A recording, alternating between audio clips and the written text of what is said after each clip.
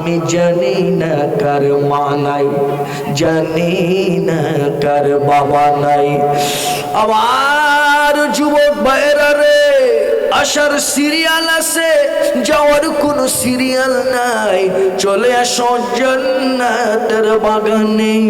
আমি যত বড় গুনাহগার হই না কেন, আজকে আমার দোয়া কবুল হবে, কারণ আমি একজন মুসাফির। আমি দোয়া করি, আল্লাহ গো তুমি আমাদের সবার গুনাহগুলো মাফ করে দাও, আমাদের মা বাবার গুনাহগুলো মাফ করে দাও, জিন্দা মুর্দা সবাইকে তুমি মাফ করে দাও। আপনারা বলেন আশেপাশে গুরুস্থান আছে না নাই? জোরে বলেন আছে না নাই? কার জানি মা ঘুমায়া রইছে, কার জানি বাবা ঘুমাইয়া রইছে গো। এই যে মোবাইল ফোন ব্যবহার করি, পৃথিবীর এক প্রান্ত থেকে অপর প্রান্ত পর্যন্ত খবর নেওয়া যায়, দেখা যায়, কিন্তু মা 3.5 হাত মাটির নিচে ঘুমাইয়া রইছে।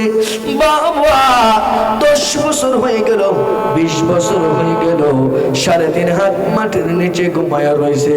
আজও পর্যন্ত জানলাম না মা বাবা কবর কি অবস্থায় আছে, ঠিক কিনা বলেন? মা ডেকে বলে, সন্তান রে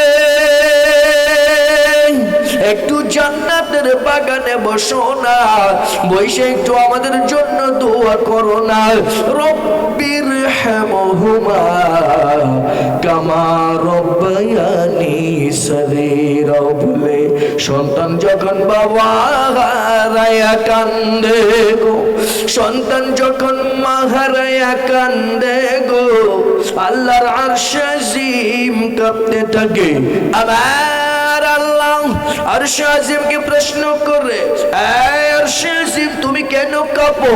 আরশ আজিম জবাব দেয়, আল্লাহ দুনিয়ার জমিনে, তোমার পাটগ্রামের জমিনে সন্তান হইয়া বাবা হারাইয়া কান্দে, মা হারাইয়া কান্দে গো। যতক্ষণ পর্যন্ত মা বাবার কবরগুলোকে জান্নাতের বাগান না বানাইবা, ততক্ষণ আমি আরশ আজিম থামবো না। সুবহানাল্লাহ বলে। আবার আল্লাহ ডাক দিয়ে বলে দেন, এই আরশ আজিম তুমি কি পোনা?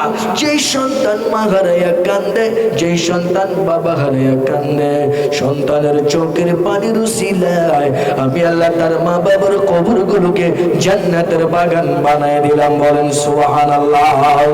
আবার বাবার বন্ধুর যে নবী আজ পর্যন্ত মদিনার মাটির মধ্যে শুইয়া উম্মতি উম্মতি বলে কান্দে, ঠিক কিনা বলেন? আমার বাবার বন্ধুরা, হাসরের ময়দানে আদম থেকে শুরু করে ঈসা রূহুল্লাহ পর্যন্ত সমস্ত নবীরা ইয়া নাফসি বলবে গো। আমার আপনার নবী বলবে রব্বি হাবলি উম্মতি। সুবহানাল্লাহ বলেন। আমার যুবক ভাইরা রে, চলে আসো জান্নাতের বাগানে। নবী আমার আপনার জন্য মদিনায় উম্মতি উম্মতি বলে কান্দে। হাসরের ময়দানে আমার নবী জান্নাতে যাবে না যতক্ষণ পর্যন্ত গুনাহগার উম্মতদেরকে আমার আল্লাহ ক্ষমা না করবে। বলেন সুবহানাল্লাহ। আমার বাবার বন্ধুর মদিনার নবী রাহমাতুল আলামিন যখন বিদায় হয়ে গেল, বিদায় হয়ে যাওয়ার পরে হযরত ওমর ডাক দিয়ে বললেন, আবু বকর আমি একটু আমার নবীর কাছে একা একা যাব।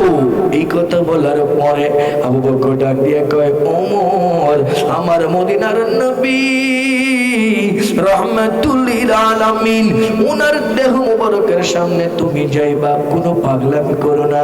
কয় আমি কোনো পাগলামি করব না, আমাকে একটু একা একা নবীর দেহ মুবারকের কাছে যাইতে দাও। হুজুর শুয়ে আছে, চক্ষু বন্ধ করে, উপরে সাদা কাপড় দেওয়া হয়েছে গো। হযরত ওমর আস্তে আস্তে করে আবার আপনার দয়ার নবী মায়ার নবীর দেহ মুবারকের সামনে গেল। সামনে যাইয়া মাথা মুবারকের সামনে যাইয়া আমার বাবারা বন্ধুরা নামাজের শুরুতে বসলো। নামাজের শুরুতে বসিয়া জবান মুবারক থেকে চেহারা মুবারক থেকে গো আস্তে করে ভাবে পর্দাটা উঠাইলো। সাদা কাপড়টা যখন সরাইলো, সরাইয়া নজর কইরা দেখে গো আমার আপনার নবী উম্মতি উম্মতি বলতেছে কোন সুবহানাল্লাহ। আমার বাবার বন্ধুরে ওমর চোখের পানি ছেড়ে দিয়েছে। ডাক দিয়া কয় নবী গো, কে বলেছে আপনি ইন্তেকাল করেছেন? কে বলেছে আপনি মরে গেছেন? কেউ যদি বলে আপনি নবী মরে গেছেন, আমি ওমর তাকে দুনিয়ায় বাঁচতে দেব না। নজর কইরা দেখে গো আমার আপনার মদিনার নবী রাহমাতুল আলামিন ওনার যে ঠোঁট মুবারক আছে ওই ঠোঁট মুবারক গুলো নড়তেছে। সুবহানাল্লাহ বলেন। হযরত ওমর এইভাবে ডান কান লাগাইয়া দিল। ডান কান লাগাইয়া দৌড়াইয়া চলে আসলো, হাতে তরোয়াল নিল।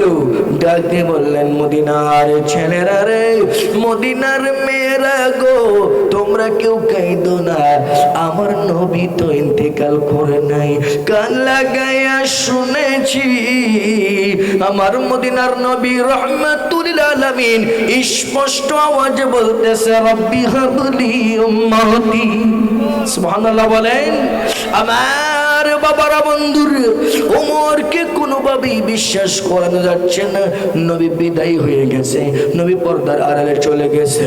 হযরত আবু বকর পবিত্র কোরআন শরীফ হাতে নিল আর পাঠ করে দিল ওয়ামা মুহাম্মাদুন ইল্লা রাসূল قد خلت من قبله الرسل أفإن مات أو قتل انقلبتم على أعقابكم। الله أكبر বলেন আর জবান খুলে বলি আল্লাহু আকবার।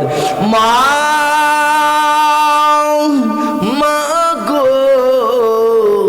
জানি না কার জীবনের শেষ মাহফিল হয়ে যায়, আমি জানি না কার বাবা নাই, জানি না কার মা নাই, জানি না কার স্বামী নাই, জানি না কার সন্তান নাই। আল্লাহ গো নিঃসন্তানদেরকে সন্তান দিয়ে বুকটাকে ভরপুর করে দাও, আমিন বলেন আর জবান করে বলে আমিন। হুজুর মদিনায় শুয়ে আছে আমার আল্লাহ জিবরিলকে ডাক দিয়ে বলবেন, এই জিবরিল যাও রে যাও আমার হাবিবকে যাইয়া নিয়ে আসো। হযরত জিবরাইল হাসরের ময়দান গড়াইয়া যাইয়া বলবে আল্লাহ গো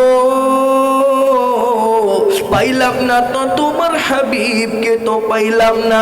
আমার আল্লাহ ডাক দিয়ে বলবেন, জিবরিল এইভাবে আমার হাবিবকে খুঁজে বের করতে পারবে না, আমার হাবিবকে পেতে হলে মদিনার মাটির মধ্যে কান লাগাইয়া দাও, যে মাটির নিচে উম্মতি উম্মতি কান্নার আওয়াজটুকু শুনতে পাবে গো, ওই মাটির নিচে আমার বন্ধু জোরে বলেন সুবহানাল্লাহ। জিবরাইল মদিনার মাটির মধ্যে যখন কান লাগাইয়া দিবে গো, রওজা শরীফের সামনে যখন যাবে গো, স্পষ্ট আওয়াজে শুনতে